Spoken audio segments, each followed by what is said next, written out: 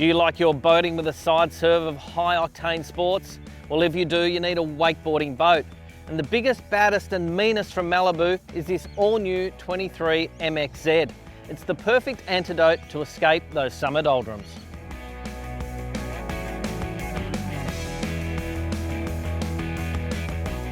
The Australian arm of Malibu Boats is owned by the US parent, but boats are still hand-built at the Malibu Boats factory in Albury, New South Wales.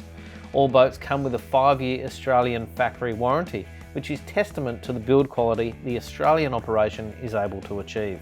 This boat is all about entertaining you and 15 of your friends in the most luxurious setting possible, right here on the water.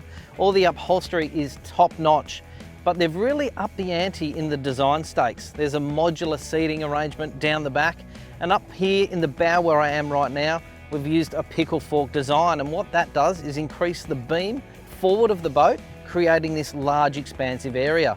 Importantly, Malibu have kept the cup holders that everyone loves to have nearby, perfect for an afternoon refreshment. But given the advent of social media, they've also included, I think there's 8 phone holders strewn throughout the boat, all with their own power source, so you can stay connected no matter what you're doing. When you're fitting 16 people onto a 23-foot boat, you've got to get your ergonomics spot on. And in this case, Malibu have done that by mounting the speakers to the side of the tower instead of directly overhead. Often they're in the way in that position. There's also a nice, easy walkthrough from the stern all the way to the bow, and that allows people to move around freely. Plus, if you've got 16 people on board, you need to have plenty of storage. And instead of having stuff strewn around the deck space, they actually have storage under nearly every seat. For example, this seat lifts from the back rather than lifting to the side. Gives me complete access into this particular space, and I can lift the cooler out very easily. There's also storage on the other side of the boat, to which I'm standing at the moment, and also behind the backrests in the bow. The important distinction between Malibu and their competitors is that Malibu marinise their own engines. They take a GM block and then do the rest themselves. That's your engine, your manifolds, everything to make this salt or freshwater capable is done by Malibu in-house. And that means that each engine is designed specifically for a Malibu boat. It's not taking an engine that's designed for a variety of different boats. It's designed specifically for a purpose, and that is a good thing when you're talking about a wakeboarding boat. There are 3 engine options for the 23 MXZ. The top spec is the LT4, a 6.2 litre direct injected engine producing 607 horsepower and 606 foot-pounds of torque at 3,800 RPM. The middle ground, and the same engine fitted to the test boat, is the M6DI. It produces 430 horsepower and 460 foot-pounds of torque at 3,800 RPM. The smallest in the range is the M5DI, a 5.3 litre 360 horsepower engine producing 400 foot-pounds of torque at 3,800 RPM. The power wedge is a must-have for any keen wakeboarder or wake surfer.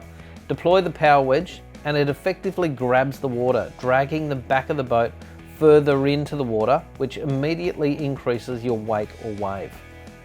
To complement the power wedge, the 23 MXZ is also fitted with the surf gate. It deploys from the side of the boat to drag one corner into the water, offering a clean wake to ride.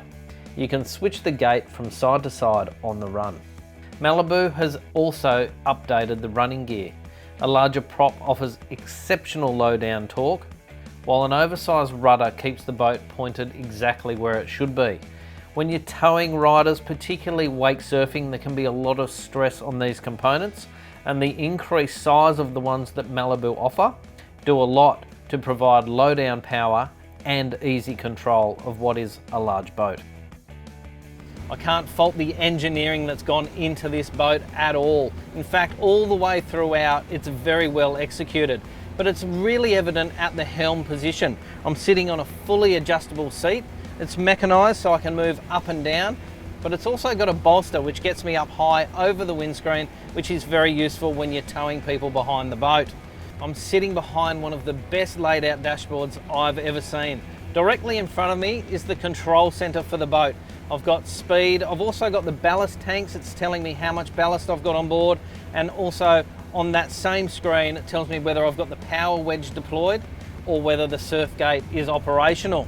To the right of that, I've got a touchpad here with a dial in the center, and that controls things like tracks you're listening to, volume, but it also gives you the opportunity to control the wedge and also the surf gate. It's a very useful piece of equipment and it's designed beautifully. It really does feel like a luxury motor car when you touch that to make any kind of adjustment at all. New for this model, they've moved a secondary screen to the left-hand side of the driver. Most owners will use this to control their music for the day. They can download their complete Spotify playlist in there and have music no matter where they're riding at all. Just like a luxury sports car, the steering is light and responsive.